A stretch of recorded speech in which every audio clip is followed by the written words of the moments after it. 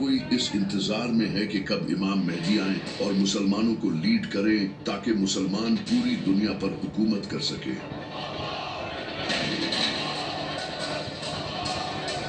لیکن ہر کوئی یہ جاننا چاہتا ہے کہ امام مہدی آئیں گے کب؟ کیا امام مہدی کا ظہور صرف مسلمانوں کی کتابوں میں ہی لکھا ہے یا پھر دنیا کے ڈیفرنٹ ریلیجنز کی کتابوں میں بھی امام مہدی کے آنے کی پریڈکشنز کی گئی ہیں؟ اور سب سے بڑھ کر امام مہدی آخر کس طرح آج کی اس دنیا میں آ کر دنیا کی سپر پاورز کا سامنا کریں گے؟ تو چلیے جانتے ہیں۔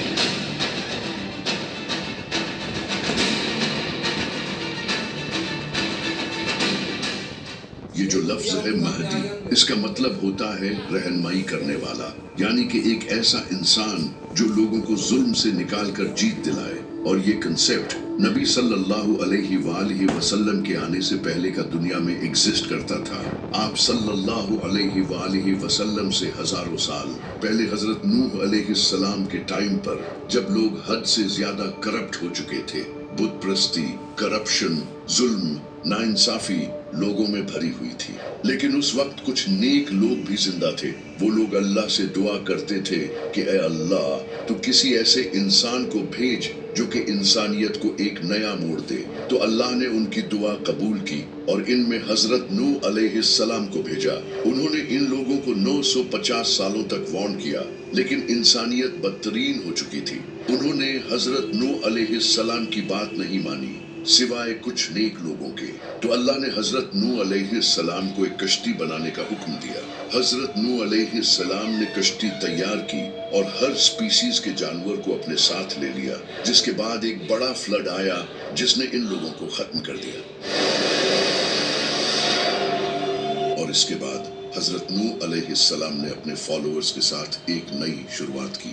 حضرت نوح علیہ السلام کے کئی صدیوں بعد پھر سے انسانیت بت پرستی میں پڑ گئی۔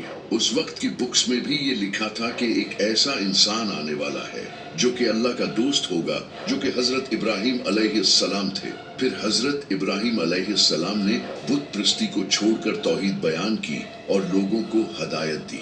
حضرت ابراہیم علیہ السلام کے کئی صدیوں بعد بنی اسرائیل ایجپٹ میں بڑی تعداد میں بڑھنے لگے اور گرو کرنے لگے، لیکن اس وقت ایجپٹ پر فرعون کی حکومت تھی۔ فرعون کو بنی اسرائیل سے خطرہ محسوس ہوا اور اس نے بنی اسرائیل کو اپنا غلام بنا لیا اور ان پر بہت ظلم کیا۔ کئی سالوں تک بنی اسرائیل پر ظلم ہوتا رہا اور وہ لوگ اللہ سے دعائیں کرتے رہے کہ تو ایسا نبی بھیج جو ہمیں اس غلامی سے آزاد کرے۔ تو اللہ نے ان کی طرف حضرت موسیٰ علیہ السلام کو بھیجا۔ حضرت موسیٰ نے فرعون کو ڈیفیٹ کر کے بنی اسرائیل کو آزاد کیا۔ حضرت موسیٰ علیہ السلام سے کئی صدیوں بعد حضرت عیسیٰ علیہ السلام کا وقت آیا۔ اس وقت بنی اسرائیل فلسطین میں رومنز کے انڈر تھے اور کرپٹ جوئش پریسٹ ان کے امام تھے، اور کئی وقت سے ان میں کوئی نبی نہیں آیا تھا۔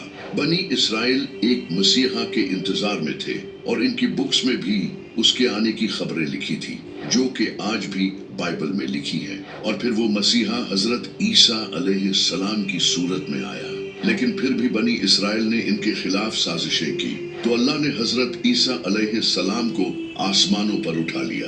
حضرت عیسیٰ علیہ السلام کے بعد جب عرب میں برائی عام ہو چکی تھی، تو اس وقت یہودیوں کی بکس میں ایک عظیم نبی کے آنے کی خبریں لکھی تھی، اور اس وقت یہودی بھی اس نبی کا اسی طرح انتظار کرتے تھے جس طرح آج مسلمان امام مہدی کا انتظار کرتے ہیں۔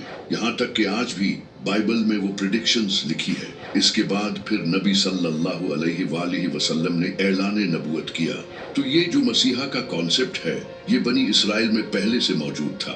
اسی وجہ سے اسلام کے ایک بہترین اسکولر اور پوئٹ علامہ اقبال بھی امام مہدی کے اس کانسیپٹ کو نہیں مانتے تھے۔ ان کا یہ کہنا تھا کہ یہ کانسیپٹ مسلمانوں نے یہودیوں اور کرسچین سے لیا ہے۔ جب عباسی خلافت کے دور میں مسلمانوں پر ظلم ہو رہا تھا، تب مسلمانوں میں یہ کانسیپٹ پھیلنے لگا کہ بہت جلد ایک مسیحا آئے گا جو سب ٹھیک کر دے گا۔ علامہ اقبال کا کہنا تھا کہ مسلمانوں کا کسی مسیحا کے انتظار میں ظلم سہتے رہنا یہ بہت ہی خطرناک ہے۔ اسی وجہ سے وہ امام مہدی کے اس کانسیپٹ کو نہیں مانتے تھے۔ صرف علامہ اقبال ہی نہیں بلکہ ابن خلدون जो एक स्कॉलर और फिलोसोफर थे, वो भी इमाम मेहदी से रिलेटेड अहादीस की सनद से अग्री नहीं थे। लेकिन अगर देखा जाए तो इमाम मेहदी से रिलेटेड अहादीस तकरीबन हर बड़ी हदीस की किताब में मौजूद हैं, सिवाय बुखारी और मुस्लिम के। सुन्नी और शिया दोनों किताबों में कई अहादीस मौजूद हैं, वो भी बिल्कुल सही सनद के साथ। सिर्फ इस्लाम ही नहीं बल्कि दुनिया के आज हर बड़े मजहब की किताबों में एक मसीहा के आने की प्रेडिक्शंस मौजूद है। जैसा कि मेसोपोटामिया में एक चरवाहे का जिक्र मौजूद है जो कि मसीहा होगा, और इजिप्ट में एक ओसिरिस नाम के इंसान का जिक्र है जो कि जमीन को दोबारा जिंदा करेगा। इसी तरह ज़ोरोआस्ट्रियन मजहब में एक ज़ाराथुस्ट्रा नाम के इंसान का जिक्र है जो कि आखिरी वक्त में पैदा होगा और एक बड़ी जंग लड़ेगा। इसी तरह हिंदू कल की अवतार को मानते हैं जो कि कलयुग के वक्त आएगा। वो सफेद रंग के घोड़े पर सवार होगा और इसके हाथ में तलवार होगी जो कि जुल्म के खिलाफ लड़ेगा और पूरी दुनिया में दीन फैलाएगा।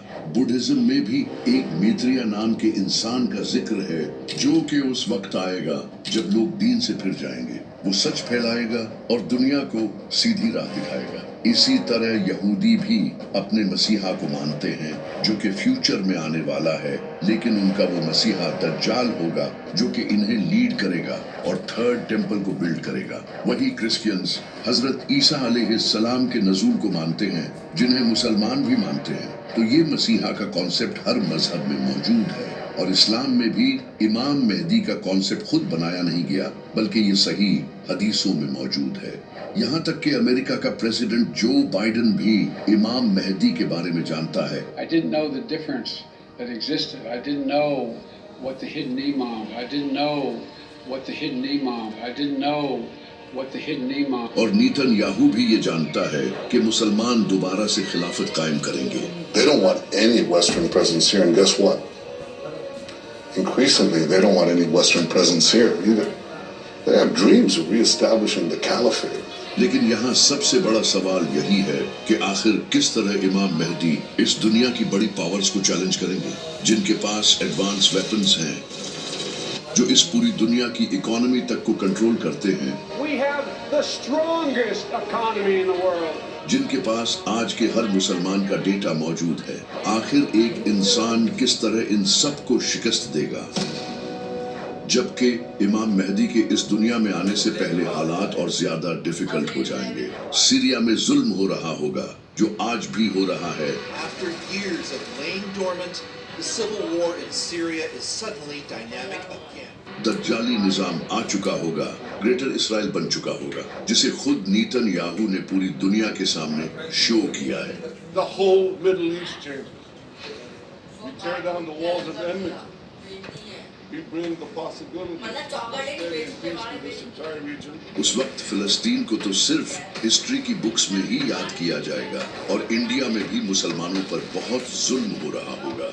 नबी सल्लल्लाहु अलैहि वसल्लम ने फरमाया, उस वक्त दुनिया की कौमें तुम्हारे खिलाफ लड़ने के लिए एक दूसरे को दावत देंगी, और उस वक्त मोमिन बहुत कम होंगे और जमीन जुल्म से भर चुकी होगी। आप सल्लल्लाहु अलैहि वसल्लम की हदीस है, आपने फरमाया था कि जब अरब के एक बादशाह की मौत होगी, ये बादशाह मोहम्मद बिन सलमान हो सकता है। शहजादा मोहम्मद बिन सलमान ने अमरीकी अरकान कांग्रेस से कहा है, मुझे कत्ल करने की कोशिश की जा सकती है। बादशाह की मौत के बाद अगले बादशाह के लिए कॉन्फ्लिक्ट होगा, तभी एक इंसान काबा के पास आएगा जहां कुछ लोग उसकी बैत करेंगे, और ये 313 लोग होंगे जो दुनिया के डिफरेंट इलाकों से सफर करके आएंगे।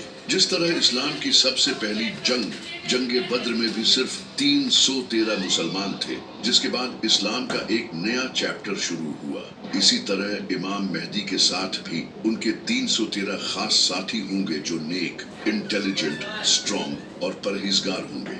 और कई अहादीस में आता है कि वो ऐसे लोग होंगे जिन्हें दुनिया में कोई नहीं जानता होगा, लेकिन अल्लाह के नजदीक इनका बड़ा मुकाम होगा। اور ان میں سے ایک انسان کے پاس 40 انسانوں جتنا علم ہوگا، اور یہ صرف لیڈرز ہی نہیں ہوں گے بلکہ کمانڈرز، اسکالرز اور تھنکرز ہوں گے۔ جب یہ لوگ امام مہدی کے ہاتھ پر بیعت کریں گے تو اس کے بعد وہ امام مہدی کی ایک فوج بنانے میں مدد کریں گے۔ جب امام مہدی کا ظہور ہوگا تو اس کے بعد وہ مسلمان جو مظلوم زندگی گزار رہے ہوں گے وہ امام مہدی کو سپورٹ کرنے کے لیے جائیں گے، جیسا کہ خراسان، یمن، ایران، افغانستان، عراق اور سیریا، کیونکہ آج ان کنٹریز کی کنڈیشن بہت بری ہو چکی ہے جس کی وجہ ہے یہ امریکہ۔